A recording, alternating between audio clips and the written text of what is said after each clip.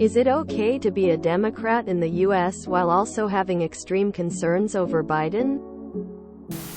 It's absolutely okay.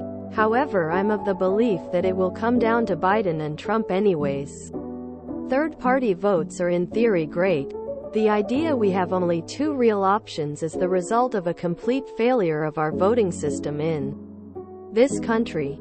I have absolutely no idea what to do because I have a lot of complaints about Biden. Like enough not to vote for him. And I will not vote for Trump. It's a hopeless feeling.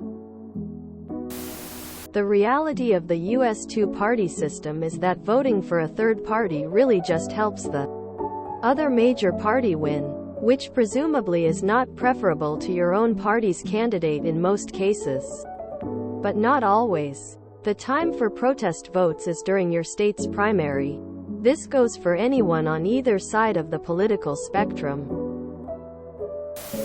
Of course, it's okay to consider yourself a Democrat but not be a fan of the Democratic Party's selection of Biden. You don't need permission to feel or think the way you do.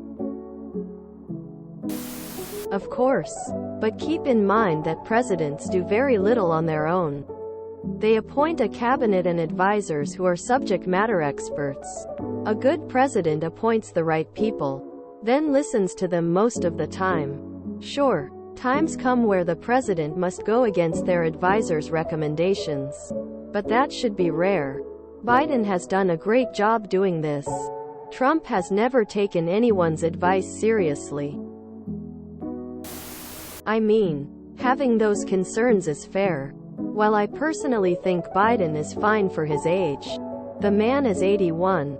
If he wins re-election, he'll be 86 by the end of his presidency. I don't care how sharp someone is. At that age there are serious concerns. Ideally, I would not vote for someone that old. However, we also have to reckon with the realities of our political system.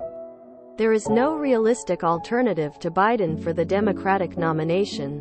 And his Republican opponent is nearly the same age, has trouble putting together coherent sentences, and is actively malicious. You should have roughly similar concerns about Trump's age. On top of which Trump is openly anti-democratic. In that political reality, I support Biden wholeheartedly. That doesn't mean I'm not going to criticize him or try to advocate for change in the system that got us here. But I am going to do everything I can to ensure that he, as the significantly better of the two realistic options available, wins re-election. Lol. That's funny asking if it's okay to have doubts. Are you not allowed to be a free thinker? You be you. It's okay with me. This is why we still have primaries despite having an incumbent. Whether the party faithful or the establishment party folks up in the higher levels of the party structure will like you for it, is another matter. I was a particularly progressive, left-wing party member, and after a while I got tired of constantly fighting against and even being vilified by the party establishment's push towards liberal centrism. I did get copyright reform inserted into the county and state party platforms, which is one of the feathers in my cap from my time involved in party politics. And even then, I was at odds with the labor union guy over it. Democrat here. I very much wished he stepped down and backed a different candidate. I think you would like The Late Show with Jon Stewart, haha. I feel the same, but the inevitable of voting for a third party is that it takes more votes away from potential winners. It's a bummer because I feel helpless too, and I feel like that's a pretty bad reason to vote for a specific person. Yes. I would certainly hope so. The worst thing that has happened politically to society is the thought that to be part of a political side, faction means fully subscribing to all their beliefs like a hive mind. I can have left-wing beliefs and ideals and think a left-wing candidate is bad. I can also have left-wing beliefs and think that a right-wing candidate will be good. In a two-party system it's super tough to avoid this because realistically both sides will pull away from each other, as being middle ground might give your opponent space to grab votes. I think most people have very moderate views. But the way the parties capitalize on certain areas and topics to extremes tend to make people think they are more to one extreme than they actually are. The thing is, it's okay to believe whatever you believe. It's okay to have concerns.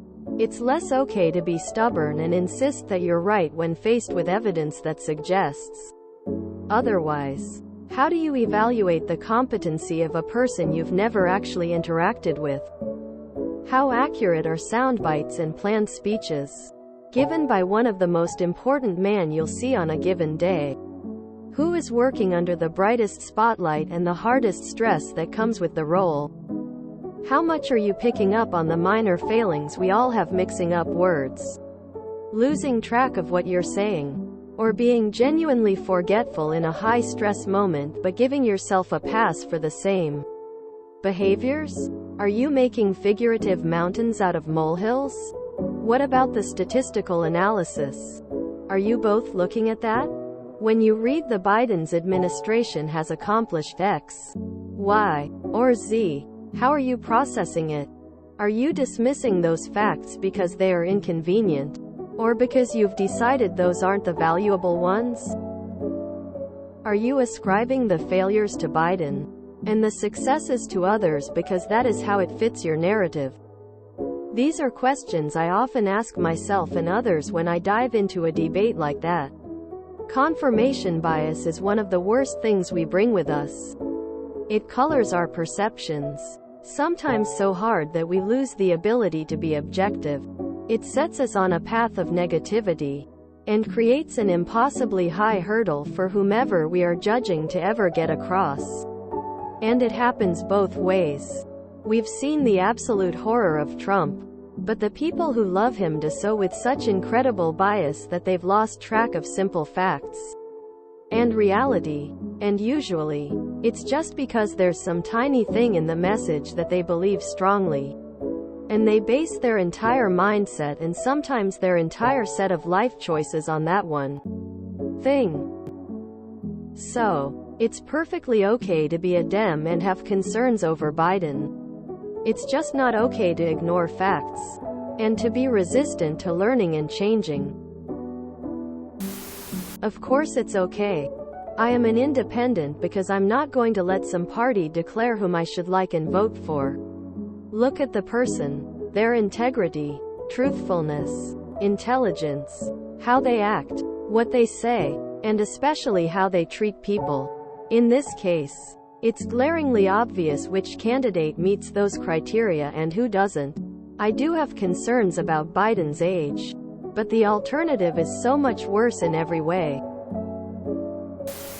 Most of Reddit would line up to suck Joe's dick. Context. I am Canadian. The problem with the US two-party system is that it has a tendency towards being absurdly partisan to a degree that some expect a level of party loyalty that is stupid. It is possible to be a Republican and hate Trump, or to be Democrat and hate Biden. It is possible to be a pro-gun and pro-death penalty Democrat if you feel that abortion rights, labor unions, and public health care are more important factors to consider when casting your vote. It is possible to be a Republican while also being an environmentalist and pro-abortion if your primary voting issues are anti-immigration, anti-tax, and pro-free market, and communication. I am not American, but I can't understand how such an old frail man that clearly is on a mental decline can be president or be a candidate for the next run. Same for Trump. With all your millions of people, both parties surely must have tons of younger, better suited candidates. My mother, who is the same age as Biden, asked me why Americans would ever vote for such old people. My friends fight tooth and nail to tell me that Biden is an intellectual razor, sharp as a tack, on top of things. You need better friends. If they can't be honest with what we are all seeing from Biden, then how could you expect them to keep it real with you? Anyone is better than the other guy is offensive to me as a voter. And I'll not give my vote to a party that keeps doing this. A lot of people are beginning to share that same sentiment. Trump bad worked the first time. But like many of the pundits I follow, they suggested back then that the Dems would only have one time to use the Trump card. But I digress. I think we need some form of ranked choice voting on a national level in America, not necessarily for local elections. RCV would definitely even the playing field for third-party candidates, even in the slightest. Honestly, if you want to vote for an old man who you, with your own eyes and ears, thinks is unfit, then go for it. His whole "we can afford to fund 2 wars at once" pitch isn't my thing. But you do you. You should be offended that they're lying to your face and telling you that Biden is the best option. That man cannot beat Trump a second time. 2020 was a pandemic with mass mail-in votes and race riots. It's the only reason Biden won to begin with. Not only can he not win, who would want him to? This country is a mess. RN. To answer your title question directly, yes, it is okay to be a Democrat while having extreme concerns over Biden. I think there are a lot of people that feel this way, myself included. That being said, I push back on the conversation that's been happening about not voting for Biden. But my pushback isn't for a person's reasons. Every criticism I've heard of Biden is 100% valid, and many I agree with. I don't like Biden at all. And sadly, my vote for him is a vote against Trump. My vote for Biden is a vote to avoid what I feel will be infinity worse than Biden. Voting third party to me feels like taking a vote away from Biden, which ultimately helps Trump. I do not like the fact that we have to choose between candidates that are so terrible. But it is my personal belief that one of them is significantly worse than the other. And until we can bring about systemic change in our political system, I feel like the best that we can do is to stop the worst things from happening. If you enjoyed this video, please check out our playlists full of similar content. Epicaricast is like doom scrolling for your ears. Please like, share, and subscribe.